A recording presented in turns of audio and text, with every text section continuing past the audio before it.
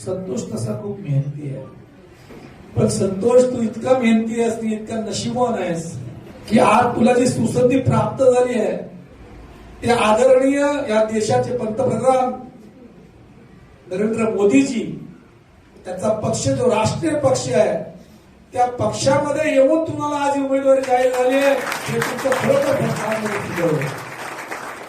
हा जो माझगाव ताडीचा विकास या लोकांनी 20 वर्ष रखडवलाय, जो जाणून म्हणून रखडवलाय, जो डेव्हलपर होता तो कोर्टामध्ये होता म्हणून जोपर्यंत हे कोर्टातून रिटर्न त्याची जी केस आहे ती घेत नाही तोपर्यंत येलोय आपण जिवंत करू शकत नाही.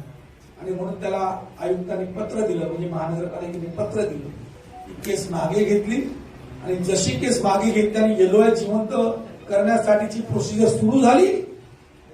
त्यावेळेस ह्यांचेच अंटर पंटर संटर हे कोर्टात गेले आणि ही प्रक्रिया न सांगता या प्रकल्पाला कसा एवढा उशीर झाला म्हणून कोर्टाने नवीन डेव्हलपर निवडण्यासाठी आम्हाला आदेशित करावं अशा पद्धतीची प्ले केली. कोर्टाने पाहिले नाही आणि कोर्टाने 4 महिन्यामध्ये विकासक नियमा नवीन अशा पद्धतीचं ऑर्डर केलं.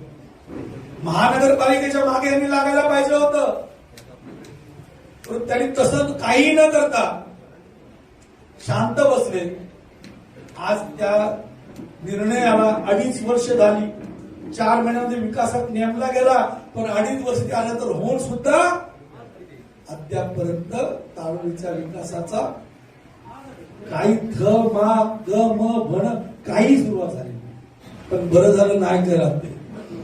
आता करण्यासाठी तुमचा बाप या ठिकाणी जन्माला आला, कारण शेवटी हा विकास महायुतीच्या माध्यमातूनच होणार आहे. मला पूर्ण विश्वास आहे.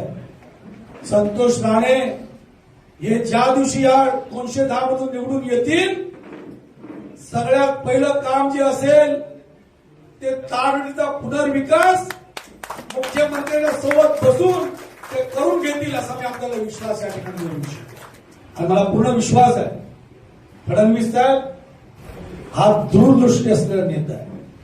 फडणवीस साहेबांना पूर्णपणे समजावून सांगितलं तर निश्चितपणे हा पुनर्विकास 100% होईल. आणि ते काम आपल्याला संतोष करून करायचं. सगळ्यांच्या मनामध्ये डोक्यामध्ये कमळ फीट बसवा. 15 तारखेला झालेलं मतदान, कमळावर जे बटन दाबतील त्यांना 16 तारखेला प्रत्यय येईल की कमळ कसं असं उभार फुलून असं राहिलं.